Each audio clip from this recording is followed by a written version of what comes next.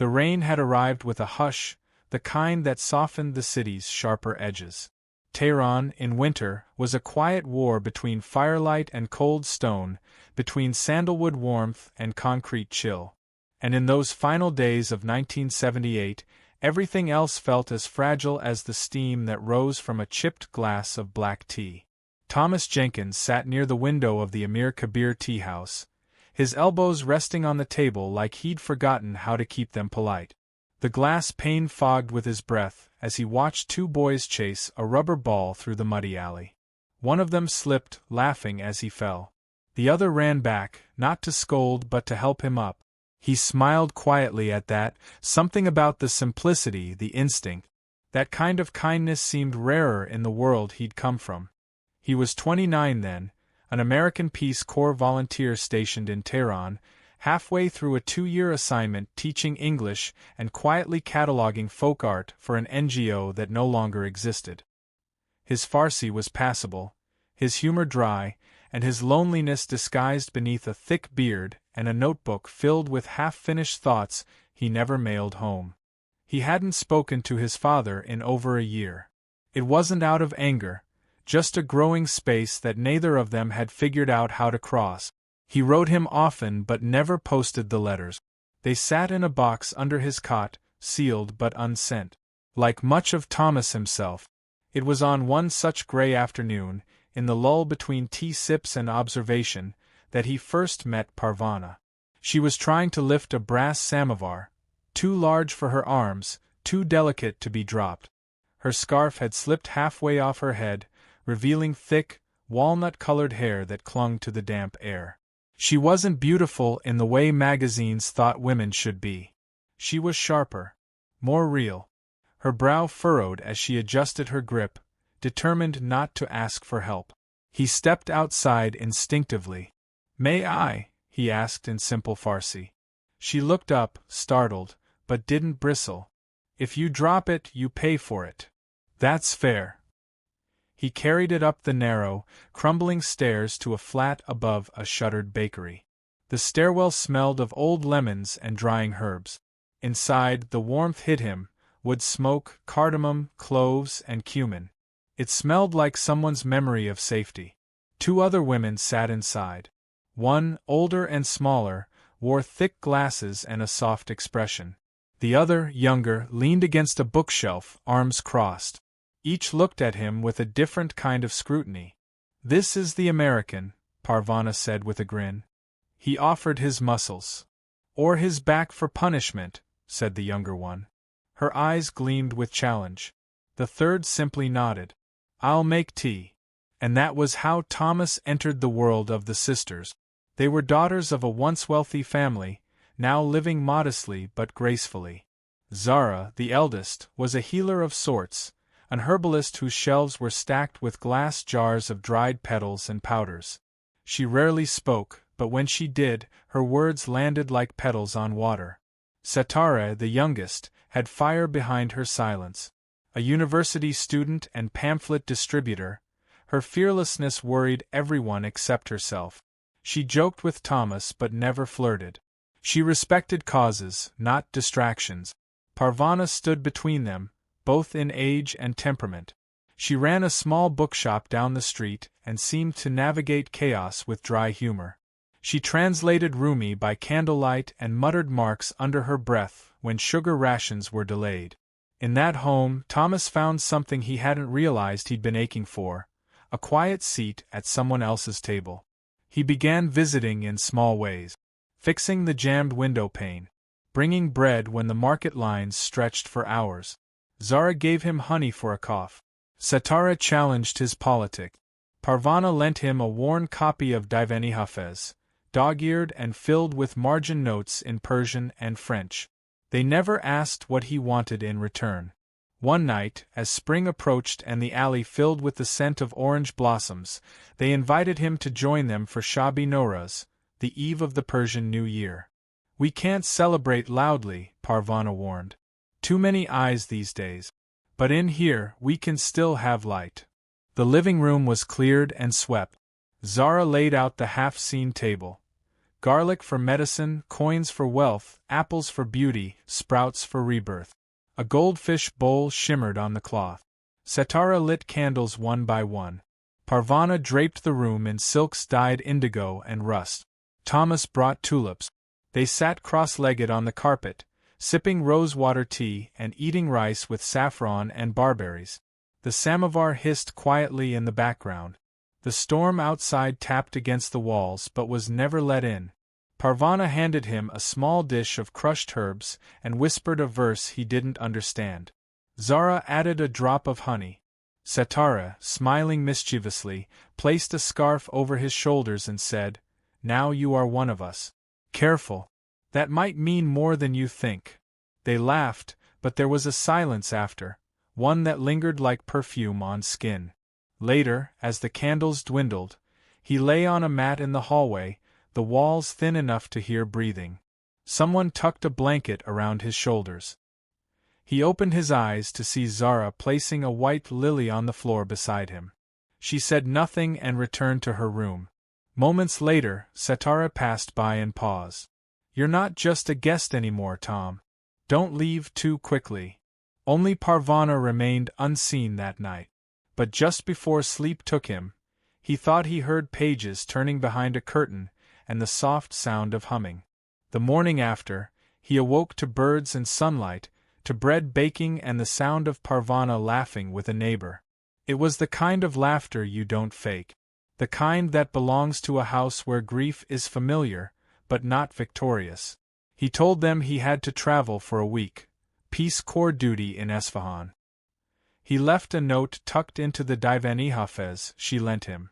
He didn't know it would be the last time he saw them for 30 years. When the news came, violence erupting, foreigners being targeted, he was evacuated within 48 hours. No goodbye, no letters received.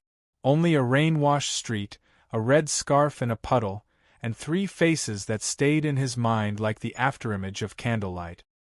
He never stopped wondering what had become of them. But even in his loneliest hours, he never imagined they had quietly, stubbornly, and lovingly made him a father. The envelope was heavy. Heavier than paper had any right to be. It sat on his kitchen table in Portland, Oregon, between a chipped coffee mug and a half-eaten tangerine. The return address read, Embassy of the Islamic Republic of Iran, Washington, D.C. The calligraphy had a strange gravity to it, like it had been written not just with ink, but with time. Thomas stared at it for hours before opening it. Inside was a letter written in English, formal and cold. Mr. Thomas Edward Jenkins, you are listed as a named beneficiary in the estate of Zara T. Darbandi, deceased. As part of her final instructions, a sealed document and package await your claim in Tehran. Details enclosed. He read it twice, then a third time, then again, until the words blurred. Zara. Of the 3, she had been the stillest, the most careful with her words. Her voice lived somewhere in the back of his memory, hushed and warm, always accompanied by the scent of mint leaves crushed in the palm. He hadn't spoken a full sentence of Persian in decades, and yet, by the time the flight crossed the Atlantic, it all began to come back. Not the vocabulary, but the rhythm of it.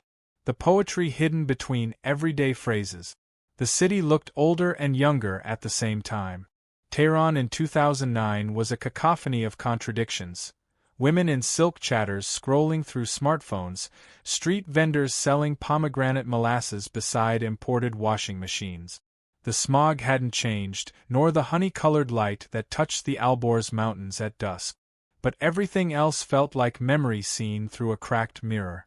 Thomas stepped into the shade of the northern bus terminal, suitcase in hand, unsure where to go. His breath fogged slightly in the late winter air. A boy, no, a young man, approached. Early 20s, black curls, skin like warm bronze. "Are you Mr. Jenkins?"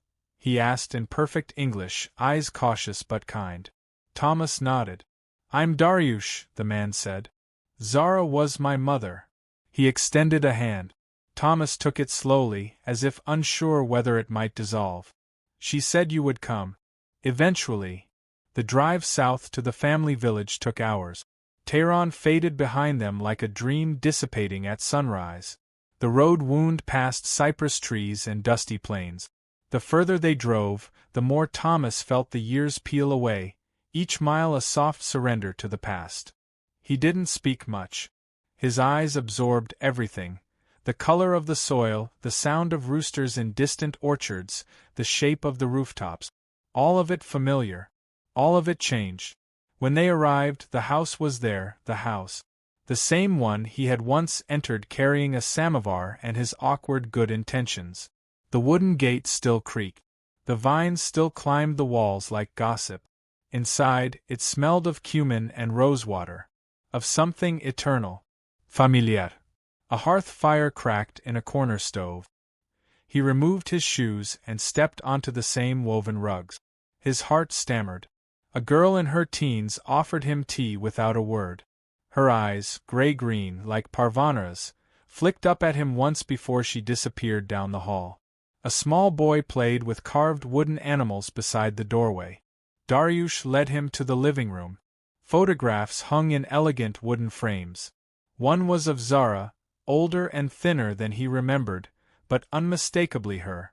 Below it, 3 other photos: Setara in what looked like a nurse's uniform, Parvana holding a book beside a classroom chalkboard, a younger Zara with her arms around 2 children. And in the center of the table, an envelope, sealed with wax. Dariush handed it to him. "She wrote it for you." Thomas sat, the floor cold under his knees. The seal cracked with a soft sound like something sacred breaking. "My dear Thomas, if this letter reaches you, then I am gone.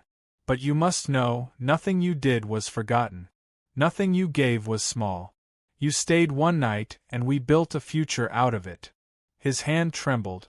"You drank our tea, you shared our fire, and without knowing, you gave us your name in the old way. A kindness we honored. A contract we embraced. Setara carried your son before she disappeared in the south, tending the wounded. She named him Naveed. He still laughs like she did. Parvana, our bright flame, gave birth to a daughter. She ran a school for girls in Shiraz. Your blood taught children to dream. And I waited longest. I carried Dariush in the late spring. You are his father in every way that matters. He knows your face from photograph. Your letters were our lullabies." Thomas closed the letter and rested it against his chest. The room was silent, but for the fire and the slow rhythm of his breathing. That night, he stayed in the guest room. The same space where once he had slept between the rooms of 3 sisters. It smelled faintly of lavender and smoke. The windows rattled gently in the wind. He lay awake, eyes tracing the ceiling's plaster patterns, heart thick with confusion, gratitude, awe. He hadn't known. Hadn't planned. Hadn't meant to become anything but a passerby. And yet, they had made him a home in their story. Not a father through ceremony or biology alone, but through meaning. Through memory. Through deliberate kindness. Outside, someone was softly singing. A child's voice, slightly off-key. The tune sounded familiar. He opened the curtain and looked out into the courtyard. 3 children sat on a bench under the fig tree, wrapped in a blanket. One of them, the youngest, held a photograph in her lap. Dariush sat nearby, his face lit by a single candle. He looked up, met Thomas's gaze, and didn't smile. But he nodded. A quiet acknowledgement. A bridge. In the morning, breakfast was served without announcement. Warm bread. Soft cheese. Honey thick as dusk. A pot of black tea with crushed cardamom. No one rushed. Conversation moved gently. A child showed Thomas how to fold the bread around walnut. "Do you know how to say father in Persian?" the little girl asked.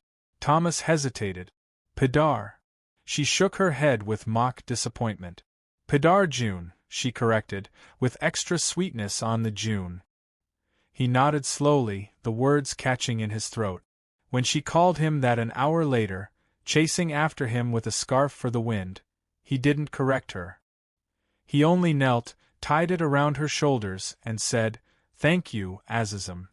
As the afternoon sun cast gold across the fig tree, Thomas found himself sitting in the same spot he had decades ago, hands warmed by tea, heart steadier than it had been in years. He had come expecting an estate to settle, a legal matter to resolve. Instead, he had inherited something far stranger, and far more profound. He had come as an outsider.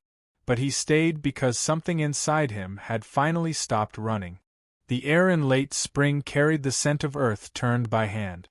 In the small village where Zara's family had returned after the war, almond trees bloomed in soft rows, petals fluttering like snow on the wind.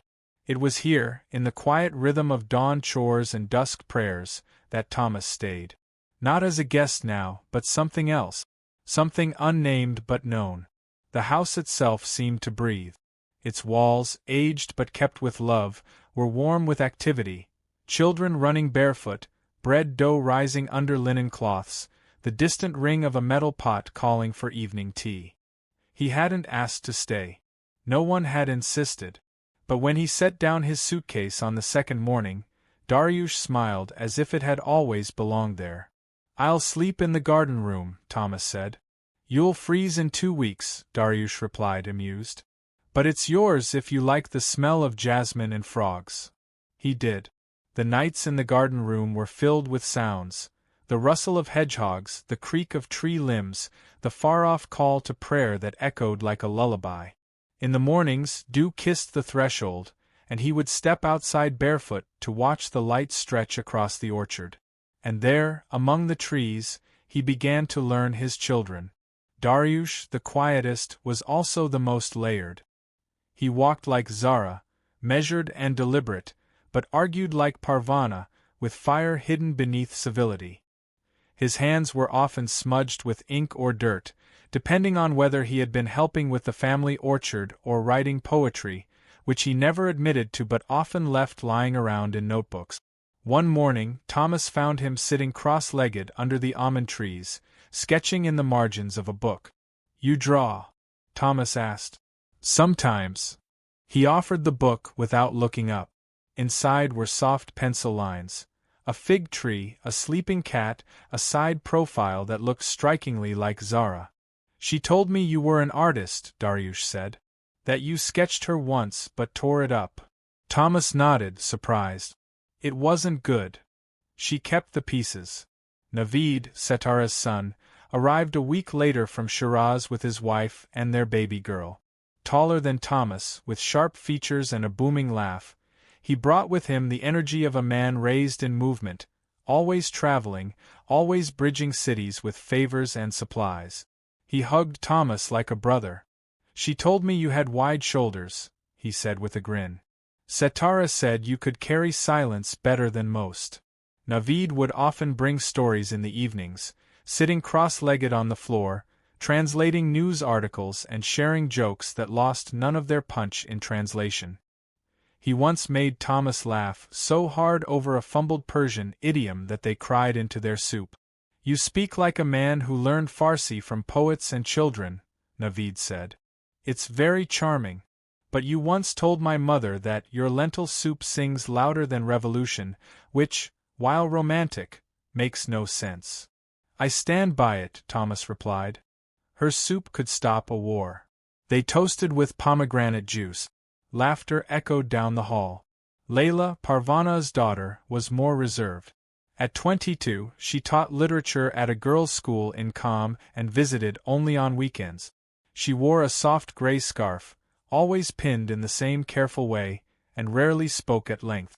But when she did, her voice carried the same low, melodic cadence Thomas remembered from Parvana. He first approached her as she was sweeping the courtyard at dawn. "I remember your mother's laugh," he said gently. It would start in her chest before it escaped her lips, as if she was always arguing with herself whether to let it out. Layla paused. Then, slowly, she smiled. She used to say she laughed for 3.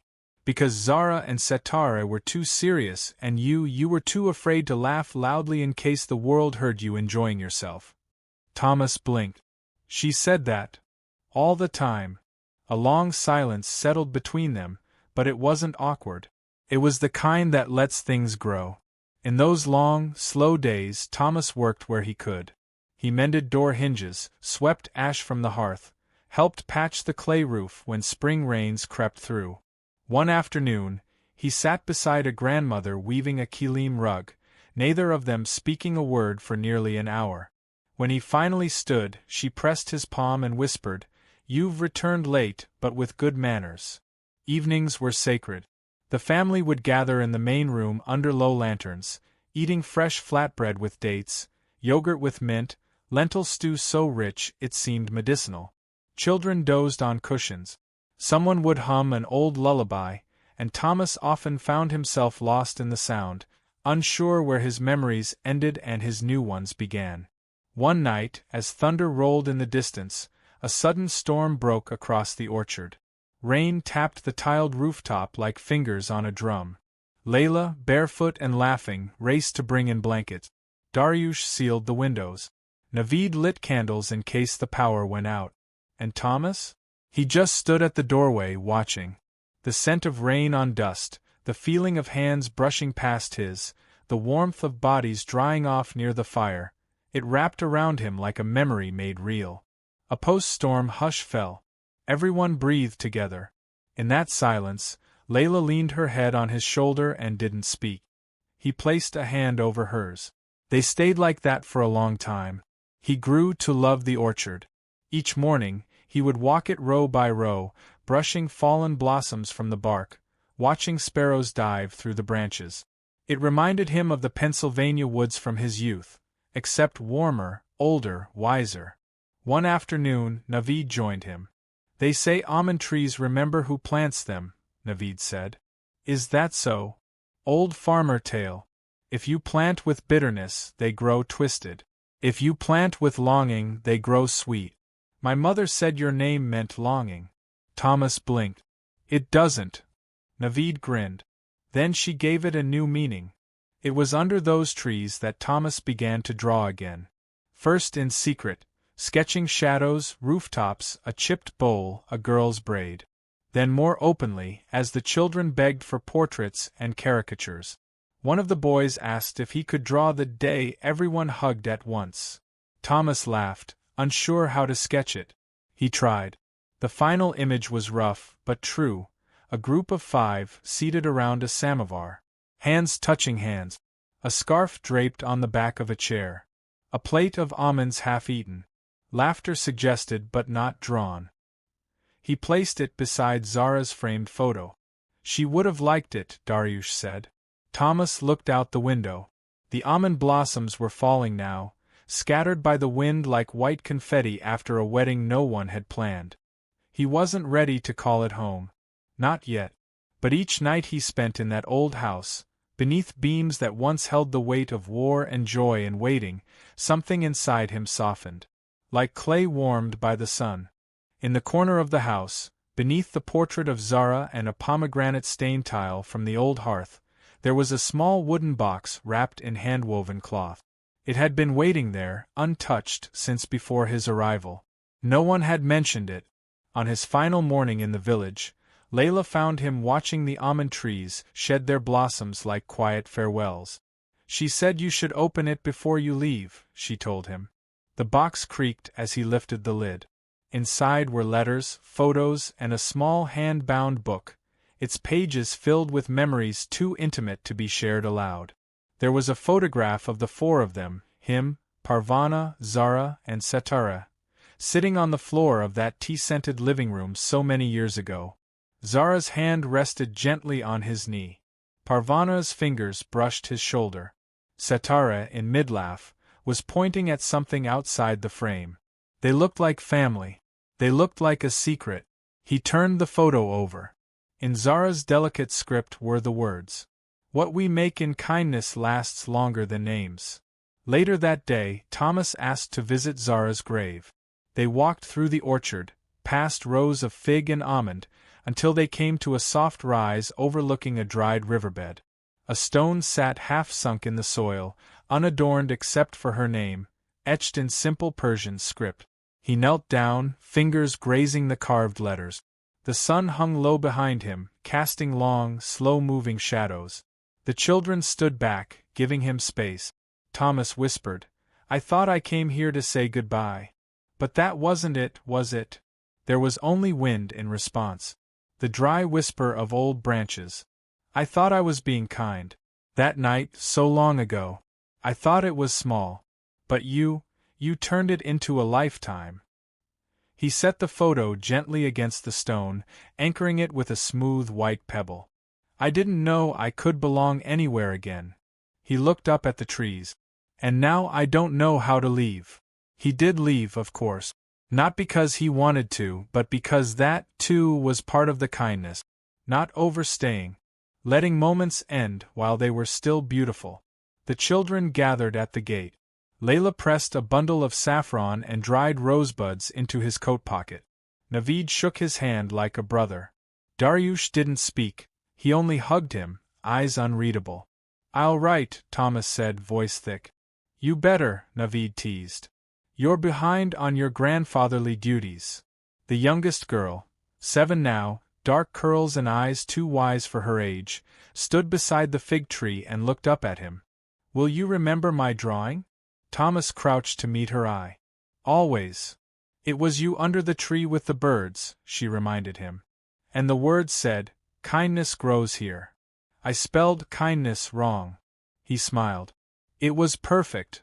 She wrapped her arms around his neck. "Don't forget your Persian." "I promise to forget only a little." He returned to Oregon in the heart of summer. The apartment had not changed. The creak in the hallway floorboards still greeted him like a forgotten pet. The coffee pot still sputtered. The mail had piled up bills, catalogs, a birthday card from someone who didn't know he had been gone. But something inside him was rearranged. He began to wake earlier. Brew tea instead of coffee. Sit by the open window. The silence no longer echoed. It cradled. On his second week home, he went to the nursery and bought a young almond tree. The owner, a Korean War veteran with a limp, asked if he was planting for shade or fruit. Thomas replied, "For memory." He planted it in the small patch of earth behind the building, where most tenants grew weeds and forgetfulness. He watered it every morning, even on days it rained. When he spoke to it, he did so in Persian. He wrote letters every week. To Dariush, he sent books with margin notes. To Layla, old sketches from his youth. One of Parvana walking barefoot across a tiled floor, never before shown. To Naveed, a journal page where he tried to remember every Farsi proverb he'd ever misused. To the children, he sent small watercolor postcard. Their drawings soon returned in kind, colored in crayon, captioned with clumsy English. "My tree is big like you," one read.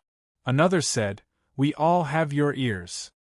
He kept each one in a tin beside his nightstand. Sometimes, in the quiet hours of evening, he imagined standing in a courtroom of memory, a strange, gentle space where the past was not judged, but listened to. He would sit at the witness box. The judge might be Zara, her fingers steepled, expression unreadable. The gallery would be filled with old rugs, warm soup, candlelight, and laughter. "What is your defense?" the judge would ask. He would smile softly. "I gave what I had, though I did not know what it meant. And now, I know better. And I give more." They would nod. "No babel. No sentence." Only a whisper, "Let him go home." One evening, after watering the almond tree, he stood still for a long time. The leaves had begun to curl, touched by summer's dry breath. But they held on. He looked up at the stars. He remembered the tea, the touch of Zara's hand, the warmth of Parvana's laughter behind the curtain, the fierce glint in Setara's eyes as she had warned him not to underestimate the world. And then he remembered the night they told him. The children gathered in the living room, the candlelight flickering, no one speaking for a while. Finally, Layla had said, "We never expected you to return. But still, we hoped." Thomas had only nodded, too full to speak. "And now that you've come back," Naveed added, "you must decide what kind of father you want to be. We've already made our choice." He had asked, "And what choice is that?" Dariush, in the softest voice, said, "To love you." On his last page of the last letter, he wrote that year, Thomas scribbled down a single line before sealing the envelope. "They did not need my permission to remember me. But I am grateful they waited for my return." And below that, "If kindness is a seed, then they made a garden of it." He mailed it with a pressed almond blossom folded inside.